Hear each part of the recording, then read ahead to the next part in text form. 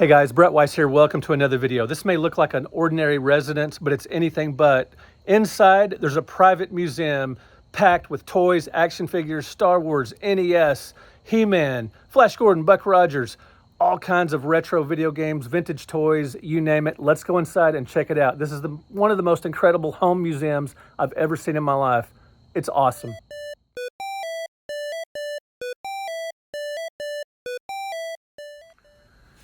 Now, as you walk inside, the typical home, you might find some tables and chairs and couches and, just maybe some lame art from Target or whatever, but not here. Right off the bat, you've got Rainbow Bright, you've got My Little Pony, you've got just an incredible collection of Legos.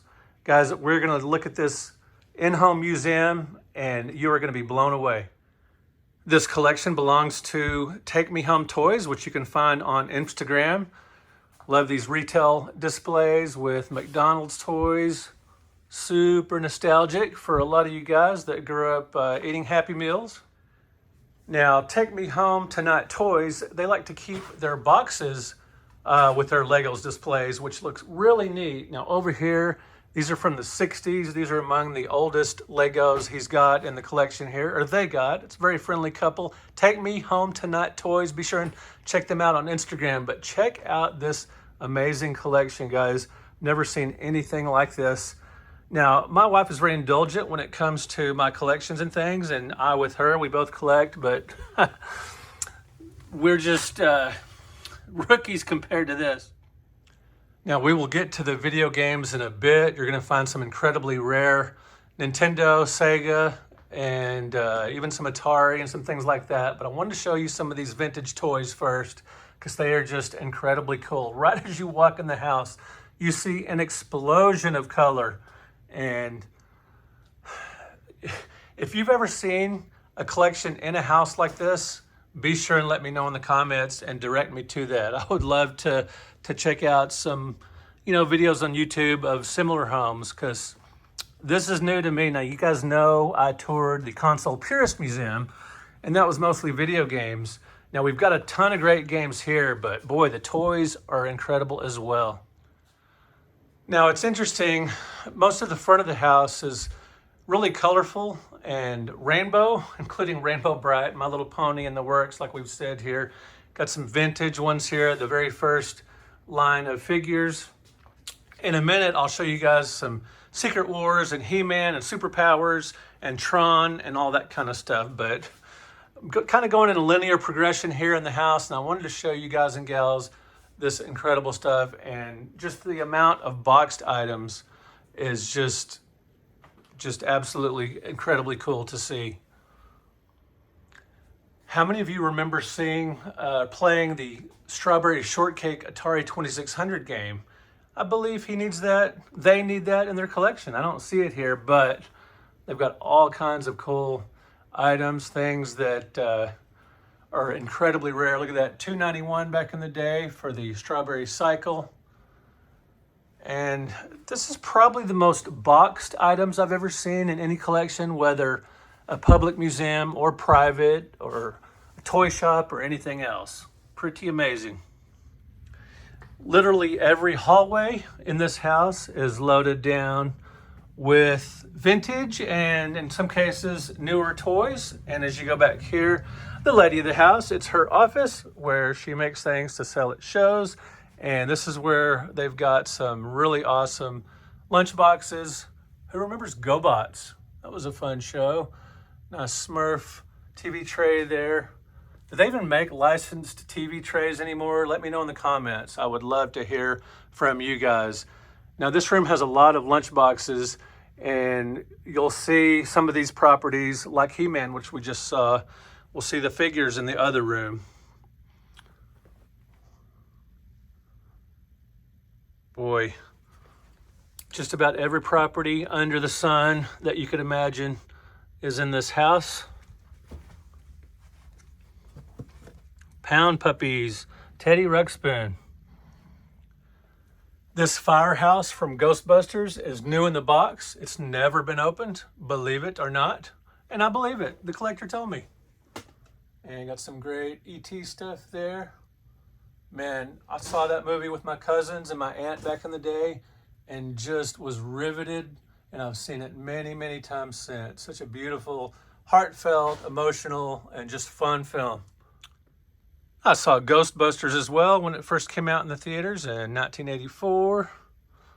Loved that one as well. I was no longer in school in 1991 when this Batman lunchbox came out, but I could have totally rocked that when I was working at Lone Star Comics. We will get to the video games shortly, but I want to show you some more toys first, including from some sci-fi properties that you guys are absolutely going to love. Incredible collection of Princess Power. And man, these carded figures are just gorgeous.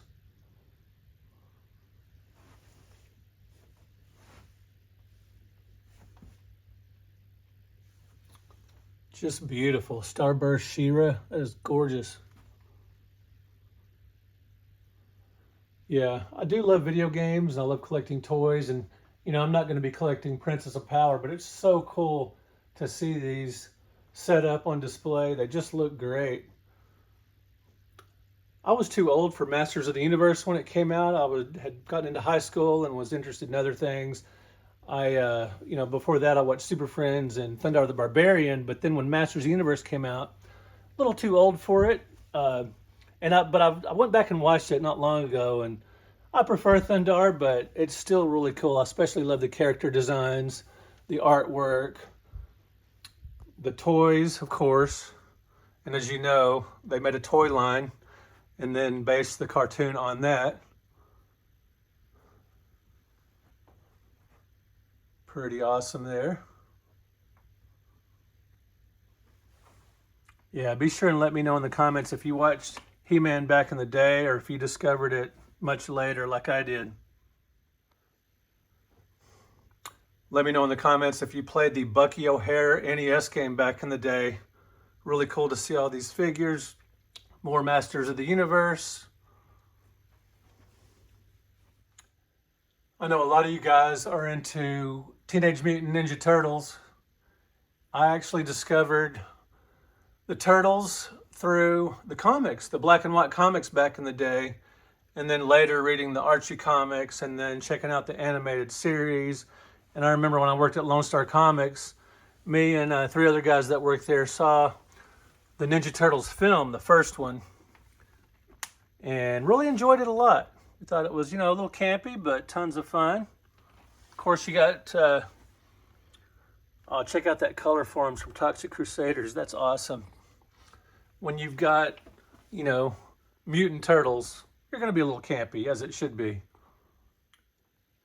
As with He-Man, I didn't watch Transformers first time around because wasn't really watching cartoons at that point. But again, went back and watched it and thought it was a pretty darn good cartoon along with Voltron.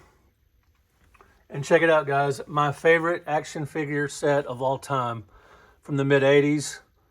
Superpowers. Love this set. And he's got a lot of the rare figures. So cool. Like Red Tornado there. And Cyborg is really hard to find.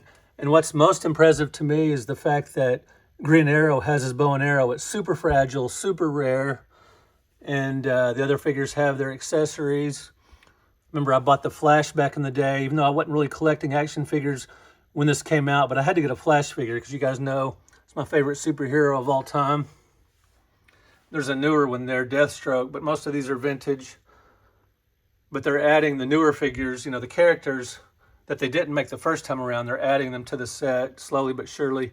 There's a really old Lex Luthor there. My Brainiac, I've got one, but he's missing an arm. So when I pose him with my collection, I turn him sideways so you can't see that he's got a missing arm. Now, I like the Secret Wars figures as well. I prefer the Superpowers because the builds are better. You notice they reuse the basic body structure for several of the figures, but it's still a great set. And I love Marvel and DC Comics.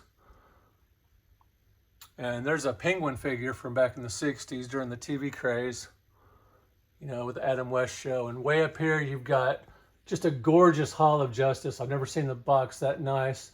for that. And the Batmobile, really, really cool.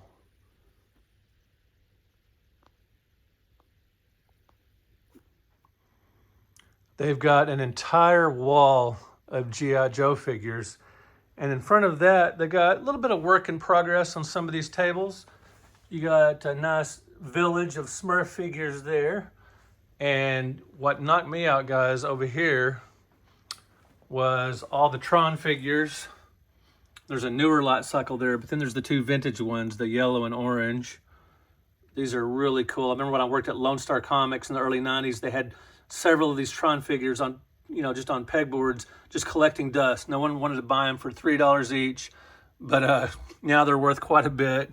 And I love Flash Gordon. You guys know that The Flash and Flash Gordon are my two favorite fictional characters of all time, and these figures look amazing. He's got the complete set here, and this Flash Gordon starship in the background there.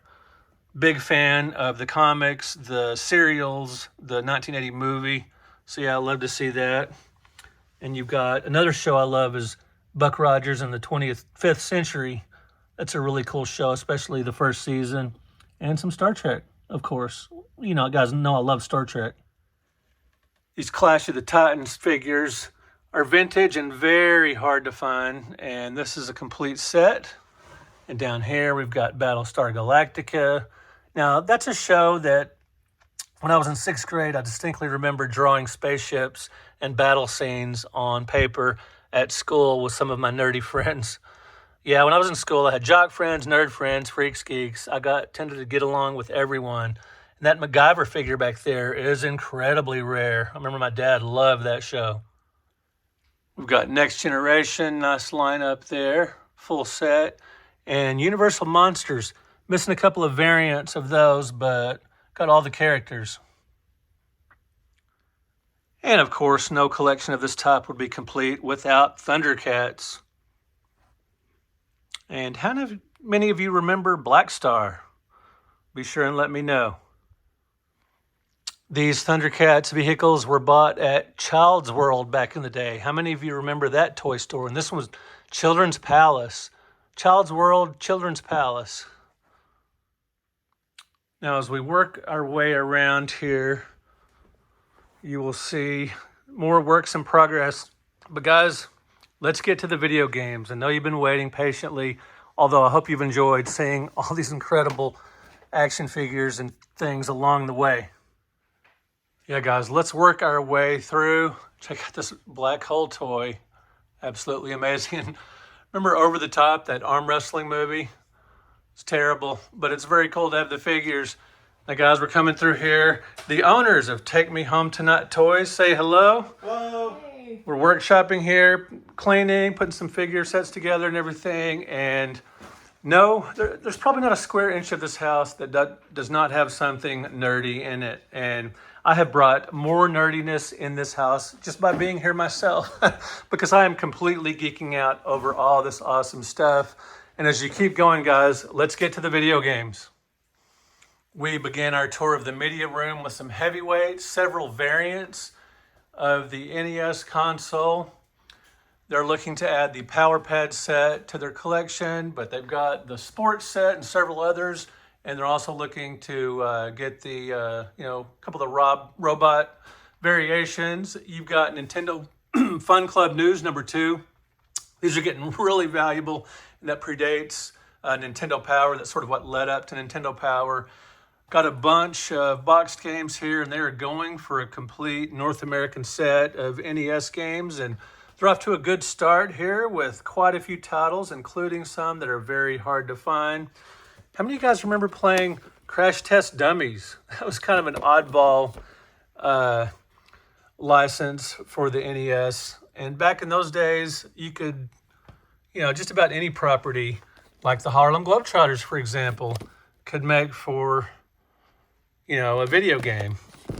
Any board game. And I know a lot of you guys love Maniac Mansion. That had a real heavy marketing campaign and real popular title with gamers back in the day. Got a nice Mega Man collection there, including the original here, still with the seal. It's been opened, but it's in awesome condition there.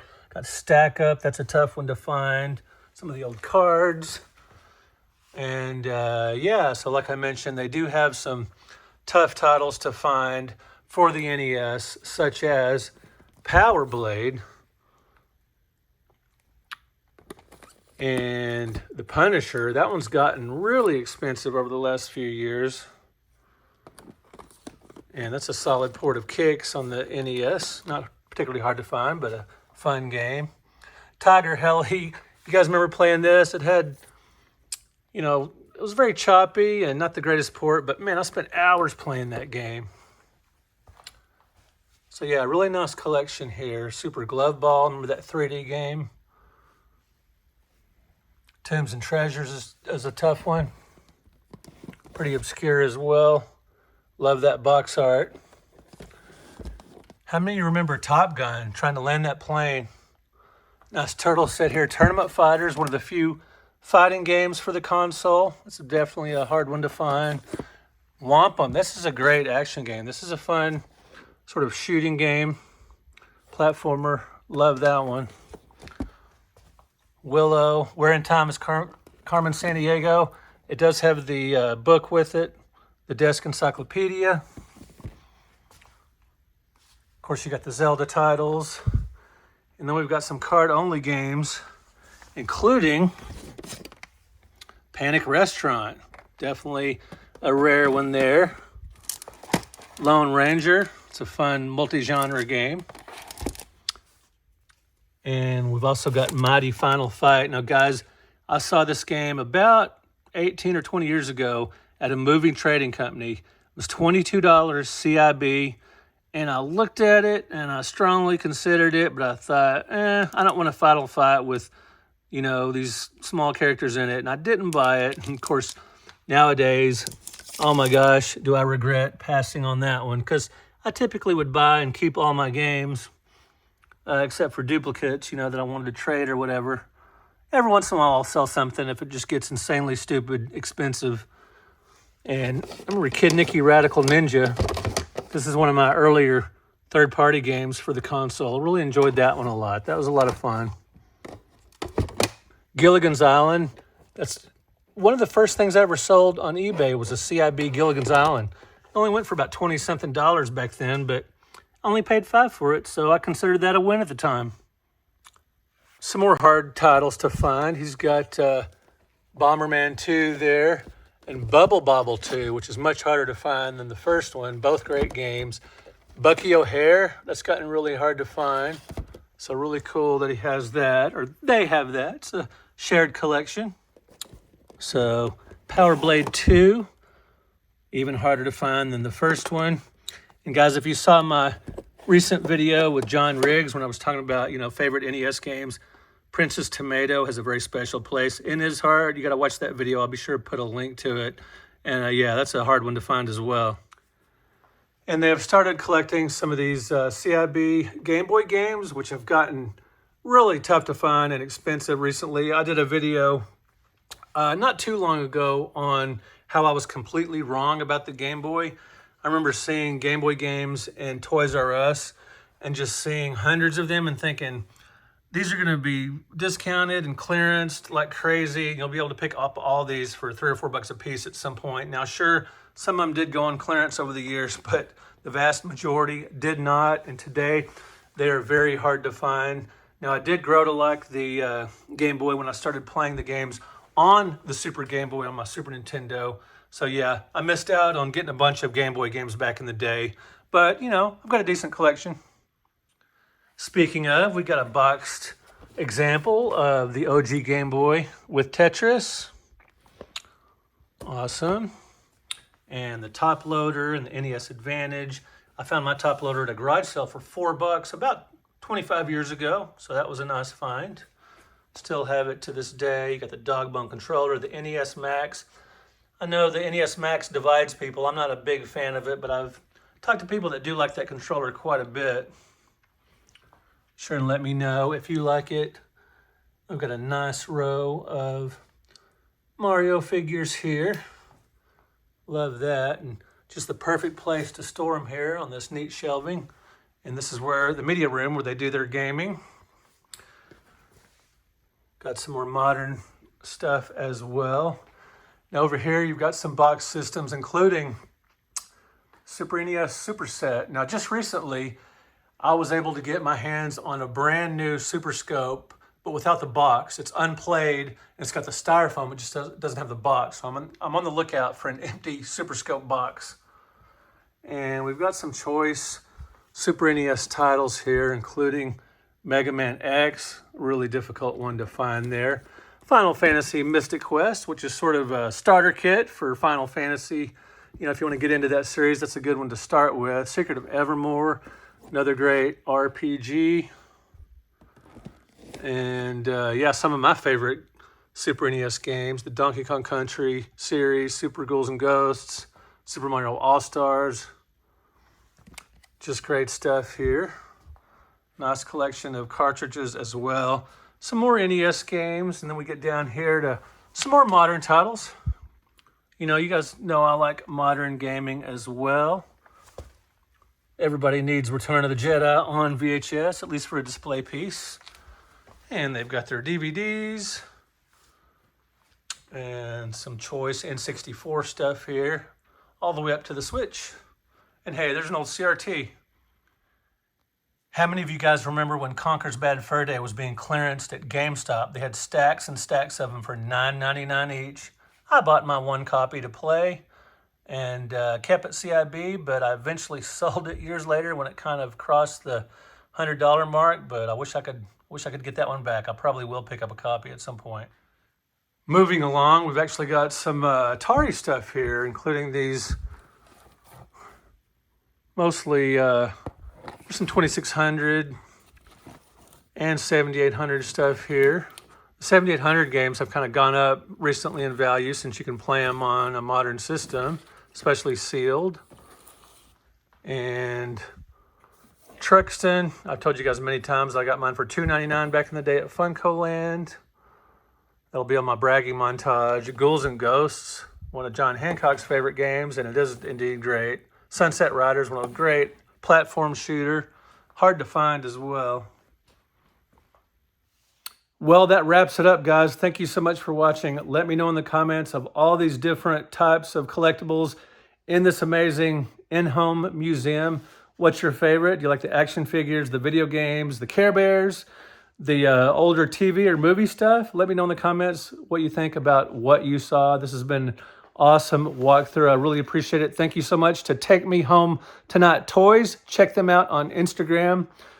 Please do. I'll put a link to that page in the description here. And anyway, let me know if you want me to keep recording these in-house museums, because these aren't available to the general public. And when I have a rare opportunity to film something like this, I enjoy doing it. But let me know if you enjoy watching these videos. Thanks for watching, guys. We'll talk to you in another video. And thanks for subscribing. We'll see you later.